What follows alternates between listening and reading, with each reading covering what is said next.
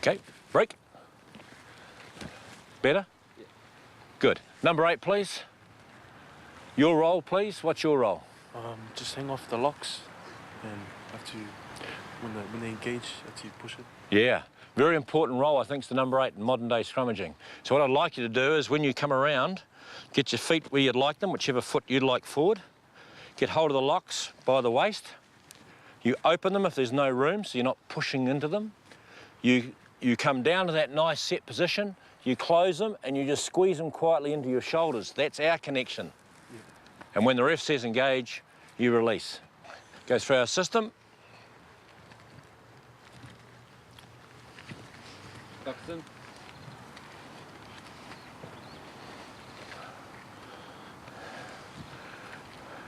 Break. Now you know why they got pushed forward? No, it's okay, no worries. That's what we're fixing it up. So you come in, foot there, you're full balance and just squeeze into your shoulders and you're not leaning into them at all. You're just connected to them. Is that okay? No worries. Try it again, boys. Good. Break. How'd that feel? Good. Balance all right up front? You happy with the number 8? You happy with the locks? Okay, there you go, good feedback. This is how we get better at giving each other feedback. So now can we have the 2 loose forwards, please? What's your role, gentlemen? Push on the prop, yeah. So when the referee makes his mark and the front row is set up and the locks are coming in, what are you going to do? Where are you binding? On the lock. Whereabouts on the lock? On his right side. Yeah, or in the middle, it doesn't matter. Okay, the thing is that you're going to have your neck locked on that prop's thigh, so there's no gap between the neck and the thigh. That's how we lock it in these days. In the old days, we used to have big angles. Is that okay? Let's go, let's have a look at you. There's your mark, front row.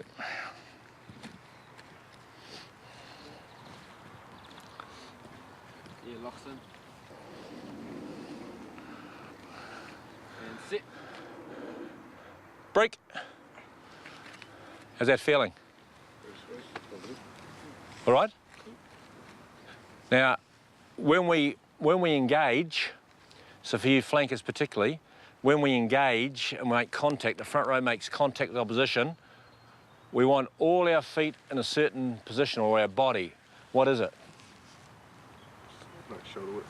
Shoulder width apart, roughly in line. So you might start off split like so as a lock or a hooker or a number 8 or a flanker. But when the ref says engage, we release, so we end up roughly square, shoulder width apart, spine's roughly flat, and it's 120 degrees at the hip and thigh and 120 at the knee. Do you know what that looks like? Demonstration? You can hop on the ground, or you might have to hop on the ground. You show me what it is. So, the head is in the neutral position, which means it's not up, it's not down, it's just as we stand as human beings. Spine flat, 120 degrees at that angle, 120 degrees at that angle, feet shoulder width apart, roughly square. That is the position we want when we hit. Understand? Thanks. Are we all happy there with our system, our little system?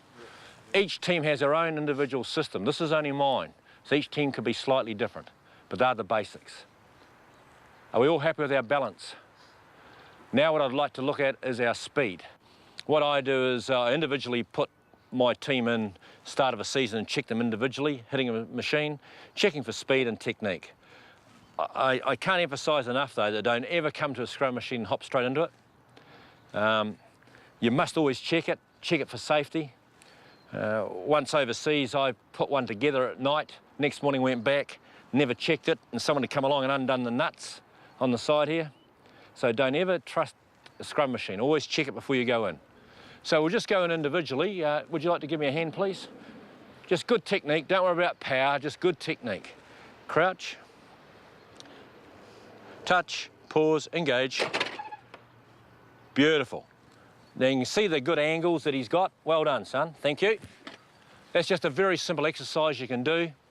I think it's great also when you get a player in there, if he's a wee bit straight-legged, get him to look between his legs and see where his knees are, change it to what is strongest, teach him what is strongest, then he'll get it.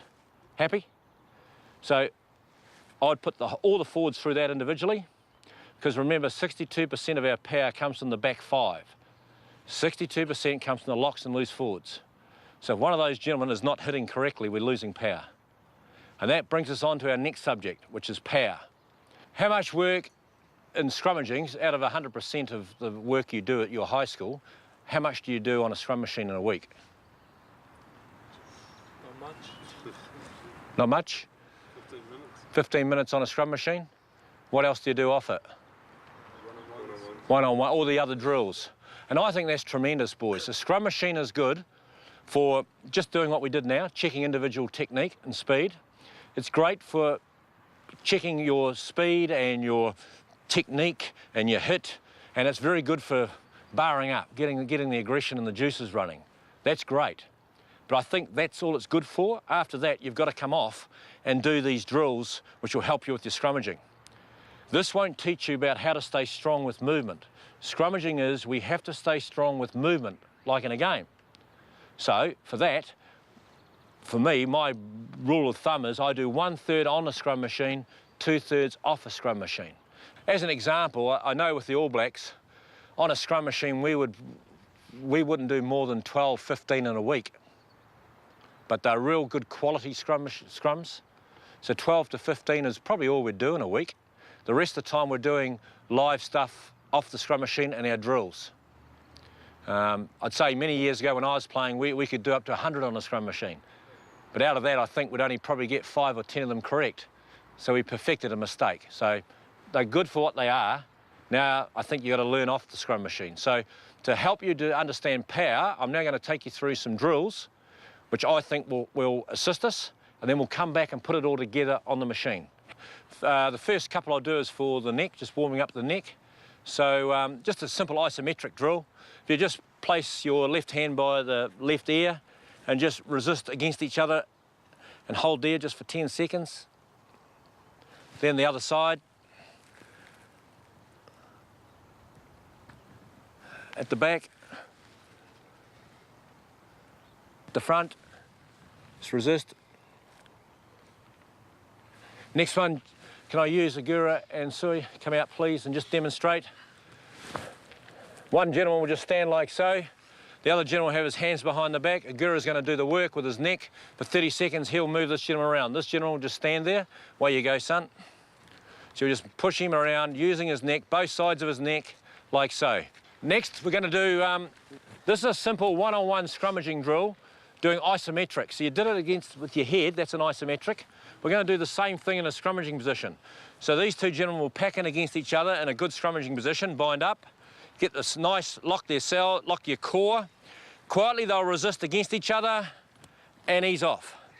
Resist, ease off. Resist, ease off. That's all it is. Next we'll do demonstration, one-on-one scrummaging, perfect scrummaging position.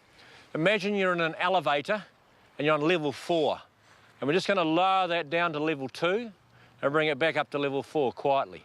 Demonstration, please. Good scrummaging position, bind up, quietly lower it down and back up slowly. Down and up, down and up, break. Next one is going to the same thing, scrummaging position. And the third member will come in, which will be me in this situation. So you gentlemen packing against each other, bind up, stay strong. I'm going to come in and for 30 seconds I'm going to try and move you and you have to stay strong for the whole 30 seconds. Lock it, tension through your body, lock your core, hold the ground. Tremendous, keep working hard. It's a tough drill.